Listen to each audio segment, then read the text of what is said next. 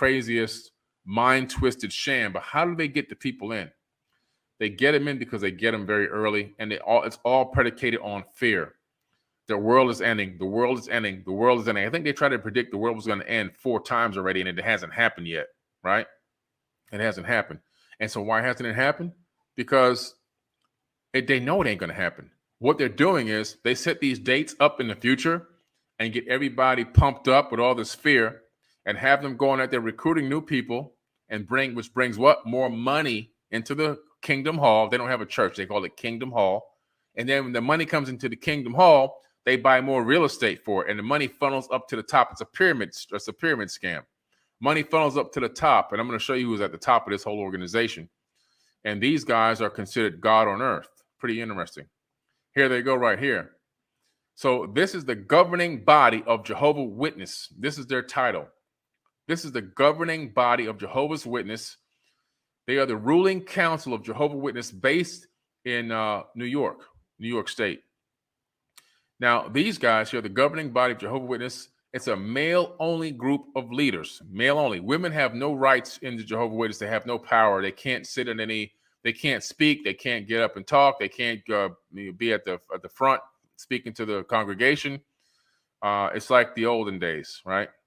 That's like, if they can get them to not vote, they'd get them to take that away from them as well. But, you have these guys here, Garrett Law, Samuel Hurd, David Splain. Who's this other guy down here? Let me move this thing out of the way. Mark Sanderson, Stephen Lett, Jeffrey Jackson, Anthony Morris, and Kenneth Cook. This is the people that are controlling the Jehovah's Witnesses. And also, it's not only that they control the Jehovah's Witnesses, they are considered to be God on earth. That is their actual title. If you ask a Jehovah's Witness, they will tell you this governing body, this ruling council, everything goes through them because they are considered to be God walking in the flesh. And anything that happens in your life or in any of the other things dealing with anything with the Jehovah's Witness organization, whatever they say is the ultimate because it's direct. It's God speaking direct. It's not a question or it's not a like we think this might be the answer. It's when they speak it's because to them, to the religion, it's because they are the God representatives of God in the flesh on earth.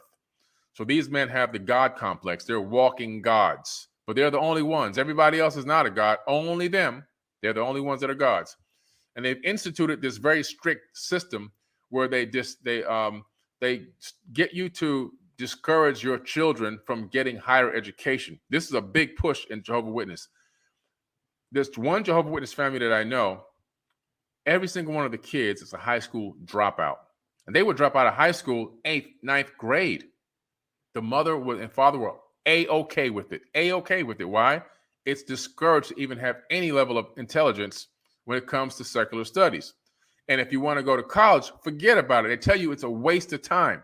They say, why are they doing that? Because even though our school systems are institutionalized and really a part of this programming matrix, it will give you enough of the people will get enough understanding and knowledge to start questioning some things, and they'll get a higher sense of reasoning. And they'll be like, wait a minute, this don't make no sense. And so they discourage higher education. They discourage your ability to graduate. If you don't graduate from high school, not a big deal. And what these guys say, and there's a video clip, I wish I could play it on here, but I can't because it will get my account paying for copyright because it's on somebody else's account. But they're like, quote unquote, leaders. One of them gets up and says, the reason why we discourage the higher education is because you don't need it. Because when paradise comes here, we won't need attorneys. We won't need doctors. We won't need lawyers. And we won't need this and that. And what we're going to need is people who know how to work wood and build and clean. That's what we need. I'm like, holy crap, these people are really sick. This guy actually said this on the TV show, the Jehovah's Witness channel, whatever they got. And I'm like, this is really sick. So what they're doing is they're promoting ignorance and pumping fear. And so with the ignorance and the fear, those two go together, you got a doggone perfect storm for somebody that's going to be a fanatic in whatever you're pushing at them. And that's what they've done.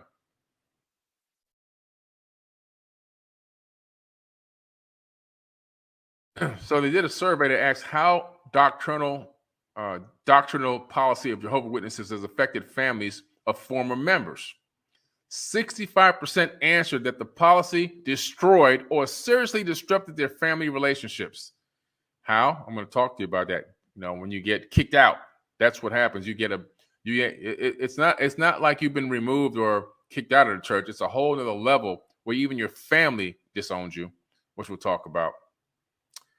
Disrupted their family relationships. 53% stated that their family wanted no contact at all. Also, 17% of Jehovah's Witnesses actively shunning a relative, only get in touch when they need something. Shunning and getting kicked out, it's because you committed a sin. You did something. You may have kissed your girlfriend. You may have had sex with somebody that when you weren't married to them. You may have masturbated. You may have, I don't know, it could be anything. It can literally be virtually almost anything. And what they do is they get these three guys from the church that are considered, they call them the brothers, the brotherhood, right? They got the brotherhood. Thoth warns us about these people. He calls them the dark brothers.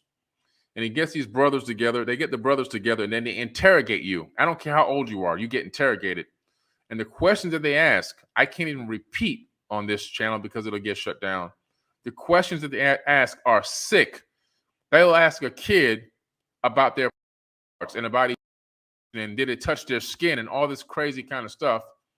They interrogate you to get you to say something, which you have the right to not say, but they never tell you you don't have the right to not say anything about what you've done in the past. Sometimes they'll interrogate you out of the blue just to make you speak on something ridiculous so they can have you, disavowed from the church and kicked out of the church, excommunicated, basically. That once that's done, though, your entire family has to excommunicate you. And all your friends have to excommunicate you. All the people you've been associated with in that social circle, they have to excommunicate you as well. They can't talk to you, interact with you or anything, or they'll be kicked out as well. And so the grasp on these people is so tight. And what they do is they say, you know what? Every now and then we got to kick somebody out of here to put the fear back in the rest of the people. So that's why they do these random interrogations on people. And then they come up with these cockamamie excuses and ideas as to why this person's got to be kicked out and shunned. And then that gets everybody else in this super fear mode. And now they don't want to be the next one getting kicked out. Well, they don't tell you that you have the right to not say anything. If you don't say anything, they can't do anything to you. But they don't want to tell you that, right?